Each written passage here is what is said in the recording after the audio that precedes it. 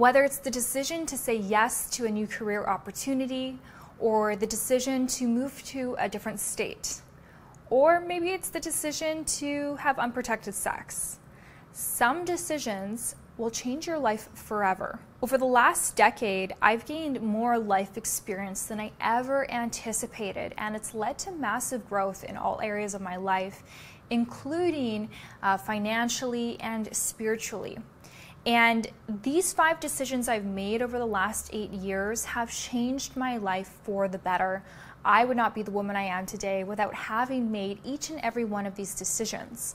So if I had to restart and do it all over again, I would make these same 5 decisions again. So the decisions are the decision to start my own business, the decision to travel the world, the decision of choosing who I spend the rest of my life with, my lifelong partner, the decision of investing my earnings, and the decision to commit to personal growth and spiritual development. So these are the 5 decisions, and if you stick with me through this video, I'm going to explain each of these in depth so that you can gain a better understanding of my perspective and why these decisions were so pivotal for me, so valuable in my life. So the first one was the decision to start my own business. And this was a very easy decision for me to make. And the way I made this decision was by having a vision. I think this is very important, so take notes of this, because having a vision, people sometimes are conflicted about the decisions to make, but the vision is like the destination. This is what you want to achieve. And when you know what it is that you want, you can figure out how to get there.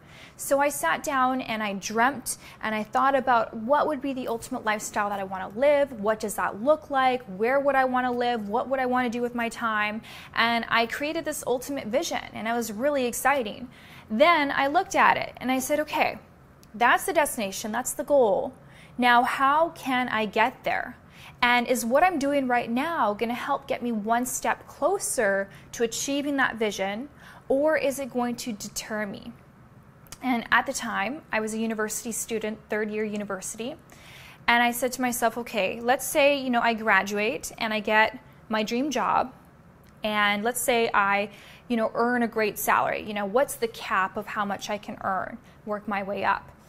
And I realized that even if everything goes perfectly with that, it still wouldn't enable me to live this dream lifestyle. Because with that job, with that career, there'd be a cap on how much I could earn, so I'd be limited, and I'd always be trading my time for money. So I knew I wouldn't have that time freedom. And that for me was really important because I wanted to be able to wake up and do what I want with my day instead of having to spend at least 8 hours a day at work or working. And so I said, okay, well, the alternative is to start my own business, is entrepreneurship. Because while entrepreneurship comes with a great deal of responsibility, because you are 100% responsible for your income, for generating profits, for creating your success, it also comes with a lot of opportunity, because there's no cap on how much you can earn. How much you earn depends on how much you contribute to the marketplace. Contribute more to the marketplace, you're going to make more. And so I understood that, and I also understood that I could achieve a level of time freedom through entrepreneurship. I could be an entrepreneur and I could have a team who is running things, and I could have more freedom of my own. Or there's different business models where maybe I don't have to invest so much time every day into the work. And so for me, that was the path I wanted to pursue. And boy, did it pay off. Everything kind of did go as planned with that. And of course, there were challenges and obstacles, but ultimately, that dream vision has now been achieved. And it's through the entrepreneurship that really opened the doors. And I really believe entrepreneurship opens the doors of opportunity, because sometimes you might feel like limited when you're an employee. Like there's limited opportunities for you to grow, to get a raise. But in entrepreneurship, there's endless opportunities. The world becomes your playground. And that's really exciting for someone who's very creative. It's an opportunity to tap into that creativity and see what you're really capable of creating. So although it was really rough in the beginning, to get the ball rolling, to build the business, the beginning's always the hardest. And so that's why a lot of people, it's like a pyramid. A lot of people start a business, but they drop off, and you get to the top of people who are actually successful, and there's very few people there because there's just a lot of challenges that come your way, and it's easy to give up when you face those challenges. But just persevering is what's going to allow you to finally figure out what does work and get you to that top. And so with myself, I finally figured out what worked, and it allowed me to earn a lot of money. But with my approach with the business that I was running was not to reinvest everything back into the business. And that was a decision that I made. If I reinvested everything back into the business, sure, I could have had a bigger business, it could have grown faster, but I wanted to take that money and save it and invest it personally. And I'm going to get to that later when I talk about the investing point. Now, the hard decision came when I had to choose, am I going to continue studying in university? And what I did is I just took one semester off at a time as I pursued my business. I didn't make the decision right away to just drop out. But as the business was growing, it required more of my time, especially those beginning phases. And I realized that, listen, this is something really good that I have going on.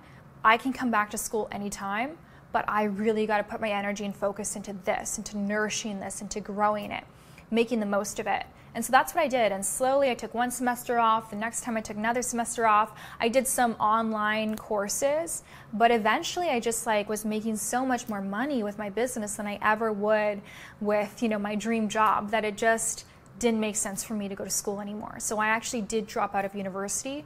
Now, I'm not saying that I recommend that for everyone. I think if you are going to pursue entrepreneurship, you don't need to go to university. You don't need to go to business school for that. You're going to get way more value from just first-hand experience of starting your own business, even if it fails, just through the trial and error and that experience. But if you're going to be a doctor or an engineer or, one of those high-level career choices, you're going to need to go to university. I don't want no doctor operating on me that doesn't have a university degree. So that was my decision. Now, the second decision is the decision to travel the world.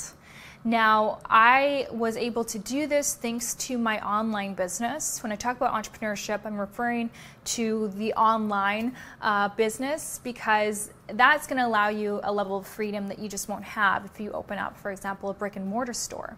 So thanks to that business, I was able to just pick up my laptop and work from anywhere. So for 3 years, Stefan and I traveled nonstop. We didn't spend more than a month or a month and a half in a place. And that was really exciting. And that really opened up my eyes, because I realized that I was just living in this bubble. I was living in a bubble, and it's easy when you live in a bubble to assume that the whole world shares the same values and beliefs as you. And so when I traveled, I learned about different cultures. I experienced different cultures, and I saw how, people think differently and have, what's right to them might be wrong to us, and what's wrong to us might be right to them, and how maybe there is no one way and depends on where you've grown up. And I saw what true poverty looks like. I had never seen true poverty before, and that was really eye-opening, and that really motivated me to create more success, because I wanted to be able to give back more. And the crazy thing is that in the places where I saw the most poverty, I also met the most generous people. I remember we went to this village in Ethiopia to inaugurate a school that we helped to fund. And we went there, and the village was just so ecstatic that we were there. And we were there with a group of people, and they celebrated us. And what they did was they all pitched in to buy a cow. And they very rarely will eat meat because it's very expensive, so it's only on special occasions. So everyone pitched in to buy this cow, and they slaughtered this cow, and it was like this huge celebration. And we were just like, wow, these people really have nothing, and yet they still wanted to give back to us. So sometimes what I realized is some of the most generous people, it's not how much they give, it's just the heart. It's the intention behind the giving. And some people have all the money in the world, but they have fists like this. So I saw that, and I also found like a really, really valuable lesson in traveling and about money, that money is not going to make you happy. And sometimes we'll deceive ourselves into thinking that that is the solution to our unhappiness because we don't have money, so we think that it must be the answer. But when you go to these countries and you see these people in these villages who have very, very little, and yet a smile comes easily to their faces. They're laughing, they're dancing, they're singing, they're like living it up. And they understand their circumstances, and they do want to improve their circumstances, and they accept help. But at the same time, they're making the most of what they have. They're still enjoying life. They're creating memories with their family. They are laughing, and it's beautiful to see that because you realize that it's not about what you have. And I've lived in Hollywood. I've seen the total opposite, where there is just excess and everyone has everything they can possibly want, and you can have, head to toe designer clothes. You could be wearing $20,000 on you, and yet you're not smiling, and yet you are not happy in life, and you have challenges. And so it's not about the material possessions. And that's just a big, big understanding for me, and that's something that I've always remembered, that stays with me even after the travels. And I also understood how money isn't in and of itself good or bad. Money is neutral. It's us who will decide if it's good or bad. We like to put a label on it. Some people want to demonize wealthy people or successful people. And by the way, whatever you negate, you will never have. So if you're one of those people who will demonize someone for their success, you're never going to create that success in your life, because why would you attract that into your life if you hate it so much? So I learned that it's not about the money itself. It's not about that. It's about the attachment to it. And that's really important, because you can still have nice things in your life, but it's being careful not to be so attached to those nice things, overvaluing them, understanding the place that they have in life. And also, travel taught me to become comfortable with uncertainty. When I was living in my bubble meaning I didn't go anywhere, I got really comfortable in my comfort zone, just doing the same thing every day, being in my home. And it's nothing wrong with that until it works against you. So when you're starting a business, for example, you have to get comfortable with a level of uncertainty, because there's a lot of things that you're going to be doing that you've never done before. And there's more risk involved, and so sometimes you have to take those calculated risks in order to take a chance with creating success. And so with the traveling and always being in a different environment, always having to adapt, that helped me to become more comfortable with uncertainty in my life, and I was able to carry that in other areas, helping me with business and these other areas of life. Now, the third decision is the decision of choosing who I want to spend the rest of my life with. And I think this is probably going to be one of the most important decisions that anyone ever makes, because who you spend time with is who you become. And if you're going to spend every single day with this person, you better believe that they are going to be influencing you. And so when I met Stefan, we fell in love very quickly. And we fell in love hard. And it was a beautiful thing. And it was just like a very magical experience. But if you ask him and you ask me, we both agree that love isn't everything. If you want to have a lasting relationship that lasts decades, lasts forever, you're going to need more than just love. And it might sound blunt, it might sound unromantic, but I do believe it's the truth, because I've seen it too many times. What you need is also alignment, to be aligned with your partner. And obviously a lot of people don't have those conversations, but I think when you get to know someone, it's really important to figure out, do you share some of the most important values? So understanding what your values are first and foremost. What do you value most in life? What are the most fundamental, the most important things for you? And then figuring out what your partner's values are. And understanding that, of course, they're not all going to be the same. You're not going to share every single value with your partner, and you don't need to. It's good to have some variety, differences, but the most important ones should be aligned. Because if they're not, it's going to create a lot of turbulence down the road. It's going to create arguments, stress, and it's going to create for a very rocky relationship. And I do believe that relationships should be easy. Now, I believe they require a lot of focus and being intentional and putting effort to grow the relationship. But on the day-to-day, it shouldn't be every day you expect to have a fight with your partner, every day you're disagreeing about something. Like, that was the relationship of my parents. That was the model I saw of what not to do. And I realized, like, that's not what I want.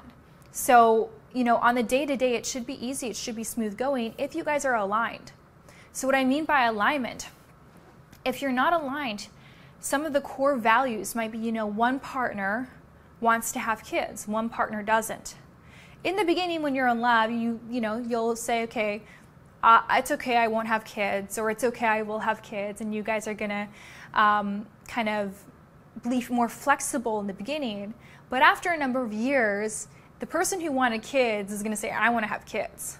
And it's going to create friction in the relationship. And that's a very important decision, right? And if you decide not to have kids because of your partner, then there might be some resentment there. You know, so that's something you got to work out early on. Or, for example, if one partner is religious and the other one isn't. Again, in the beginning, you might think, oh, it's not a problem. But if down the road, you know, the one who's religious wants to raise the children in a certain way, wants to, you know, go to church every Sunday, wants to do certain things, have certain traditions, and the other one doesn't, well, you guys are going to be butting heads yet again. Or, for example, if one is extremely healthy and the other isn't, you know, that's also going to cause some friction in the relationship. If one is, and this one I hear a lot with people who come to me, one's really into personal growth and development. They're really into improving themselves, and the other one isn't. And so they feel very frustrated about that, like their partner's holding them back in a sense. They're not encouraging them. They're pulling them down. And so there's some things in life that you really have to figure out, are we aligned? And when Stefan and I met, of course it wasn't the first conversation, but it was pretty close. You know, we tried to establish, okay, what are your values and what are mine? And are we aligned in a sense that love, yes, the love is first and foremost, it's necessary, but beyond the love, you know, are we a good match? And we were very aligned with most things. Not everything, and that's good, that's fine. Not going to be twins, but the most important things, and that's what makes our relationship easygoing. You don't have a choice in life. You are going to grow. So every single day you're going to grow just based on your life experience, and some people will grow more than others because they're intentional about their growth. They're investing their time into their personal growth. And as a couple, you're either going to be growing together or you're going to be growing apart. And I think that's always really important to remember. And so, you know, Stefan and I, for example, we are both aligned in terms of our value of personal growth. And so we attend the same seminars. Sometimes we read the same books. We share with each other the things that we're learning so that we can both grow together and have the same understanding, same level of understanding, and it really does help our relationship. So number 4 is the decision to invest my earnings. Now, my priority is investing in myself. I am my greatest asset. I am my first investment in terms of books, educating myself, courses, seminars, absorbing as much information as I can, because that's going to help me grow and make better decisions and open my eyes to opportunities. So I invest in myself first. Second is my business. Investing in my business, you know, I knew that investing $10,000 into my business would yield a higher return than investing it into anything else, especially when the business is already performing well. But then I started to, you know, looking around, and I said, how are these people becoming ultra wealthy? You know, what are they doing to really make that dough. And I noticed that obviously they're investing in different assets. They are investing in, for example, the stock market. So that's how you make your money work for you. And I got really interested in that idea. How can I not just make money myself, and yes, then I have these profits, but what do I do with these profits? Do I just put them in a savings account? Well, no, that's not the best idea, because sure, a portion I should save, but with inflation, then, cash is a depreciating asset. So I said, okay, I gotta invest this money into assets that will help me make more money. So making the money work for you. So while that was eye-opening, it was also very intimidating because I had no idea how to invest. I didn't know where to start. But what I wouldn't allow myself to do is say, I don't know how to do that, and therefore I'm not even going to try. Because that is the lamest excuse in the book. I could say that about everything in life, right? I mean, nobody's born knowing how to do everything. We all have to learn. And in this day and age, there's no excuse with access to the internet. It's so easy to learn whatever it is that you want to learn. So I know that when I say I don't know how to do that, it's simply a cop-out and it's an excuse. So I decided, okay, because this is something that's important to me, it's important for my financial future, I got to invest the time to figuring out how to do this. And so I started to educate myself. Remember, my first asset, my first investment is in myself. I started learning about different ways to invest money. I started learning about investing in the stock market. I started learning about market volatility and crashes and asset allocation and diversification and dividends and interest and all of these things, these terms that I knew nothing about before, but now it's just like second nature to me because I've been doing it for so long. So it was challenging at first, but eventually I felt enough confidence to just take that first step. And so I started investing in the stock market. The stock market was really appealing to me because I said, wow, I can have a small piece of some of the biggest companies in the world, like Tesla or Apple or Google. I can own a piece of that company. And I have more faith, more trust in them that they are going to be growing their company and building it. And so I feel comfortable investing in those companies. And then I also started investing in ETFs. So for example, the S&P 500 is an exchange traded fund. It's 500 of the largest companies in the US. These are 500 of the most successful companies. So I put my money into this ETF, and that way it's diversified across 500 companies. So it's less risky because if one company tanks, then, well, guess what? The other companies are still performing well. I also started to invest into dividend-paying stocks. So stocks that earn me a dividend. And this is 100% passive income. This is the most passive income out of all the ways that I make money. This is the most passive. It's through dividends, because I literally am putting my money into a stock, not touching it, not even looking at it. And every month sometimes, or every quarter or every year, I get paid a dividend to the shareholder. It's income for the shareholder for putting your money into the stock. And so, the beauty about this is you can really earn a lot of passive income that's secure. It's pretty stable and consistent. So my husband and I together, we both have separate investment portfolios, and we do really well on our own in life in general, but together we are way better. Together we are a force for good. And so together, our dividends that we earn every year is enough to afford our lifestyle, which means that we actually don't have to work if we don't want to, because we earn enough just from the dividend-paying stocks. So I started doing all of that, and then I also said, okay, I gotta diversify. I gotta invest into some other assets. So I started getting into real estate, I got into cryptocurrency, and now I'm getting into gold and silver, physical gold and silver. And this way I can diversify, I don't have all my eggs in one basket, and I'm not just sitting on a bunch of money that is subject to inflation. Now, of course, again, it is important to have some cash, especially right now since interest rates are so high, making pretty good interest with the cash.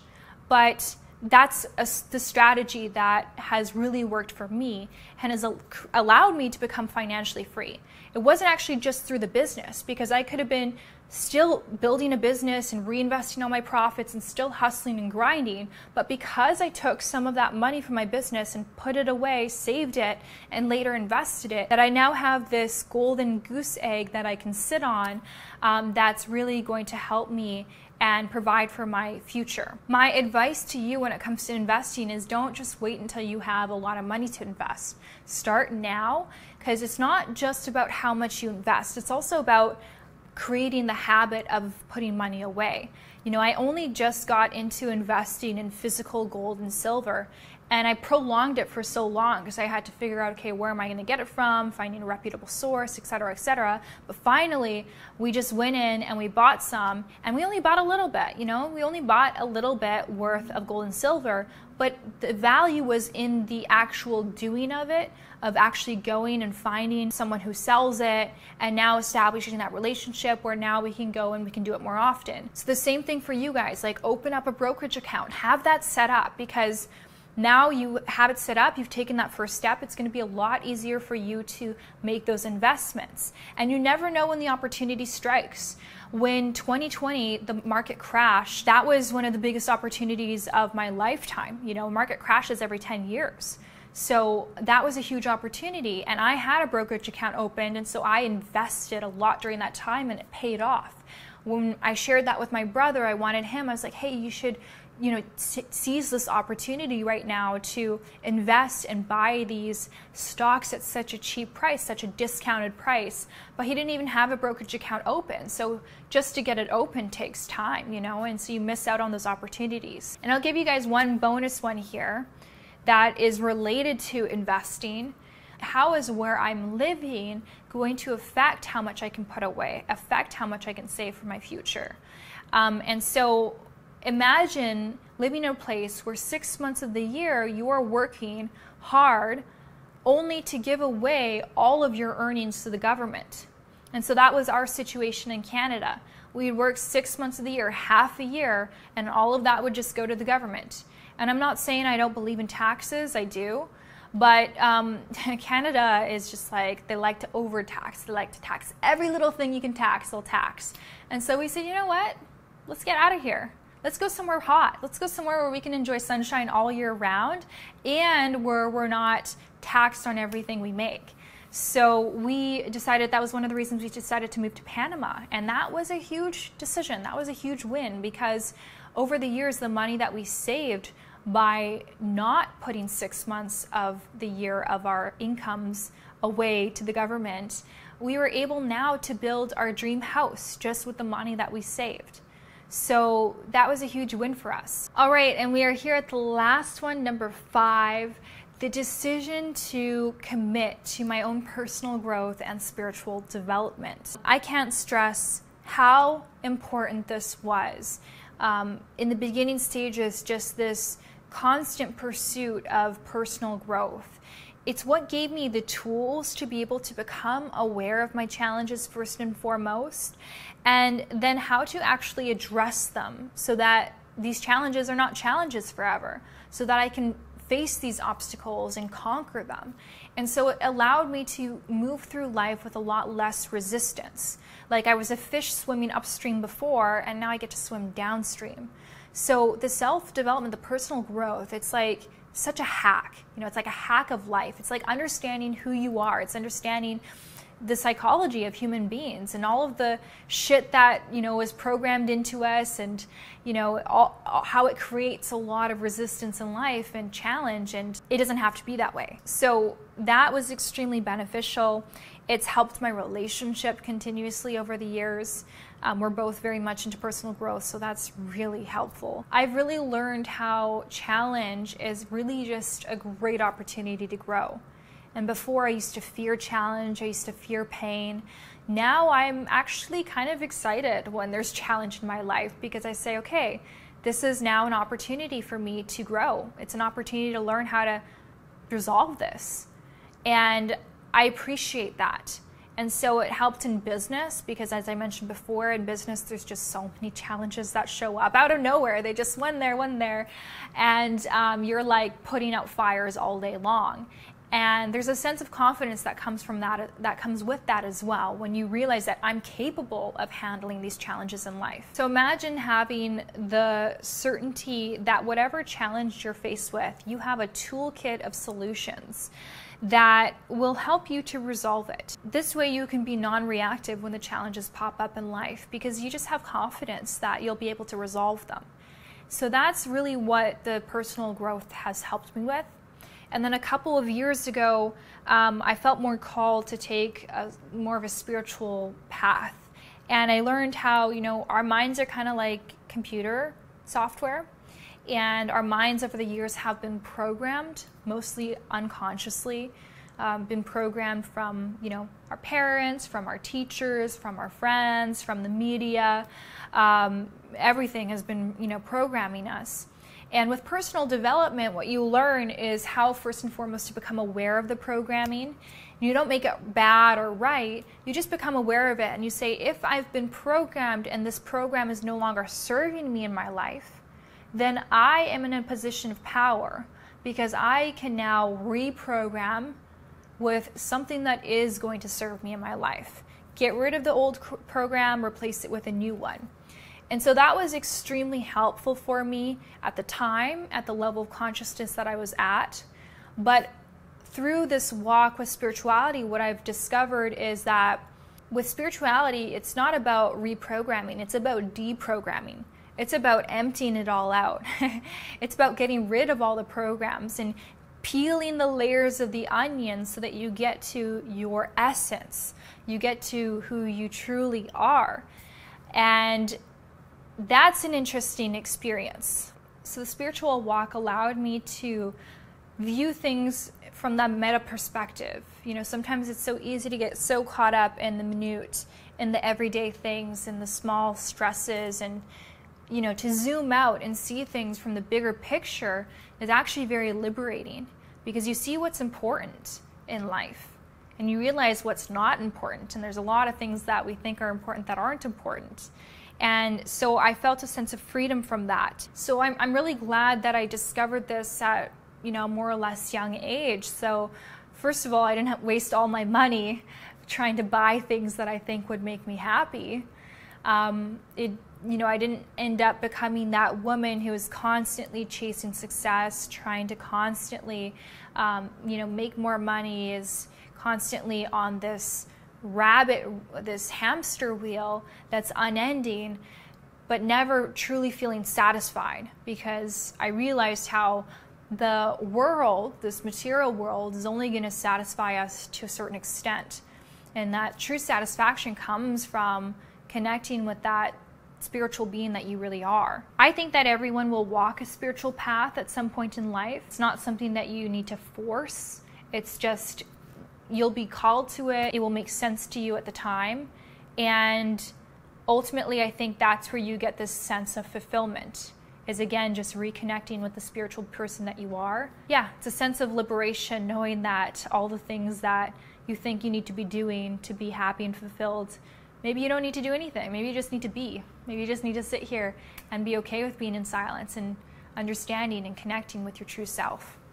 So those are the 5 decisions that really changed my life.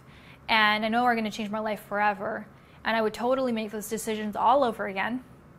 And I'm glad I could share that with you guys. I understand not all of you will resonate with them or will agree with them, and that's perfectly fine. All right, guys, thank you so much for watching. Comment down below which of these 5 decisions resonated with you most. And if you've got one of your own, please share it. I would love to read it. I read all your comments. Thank you for watching. Take care.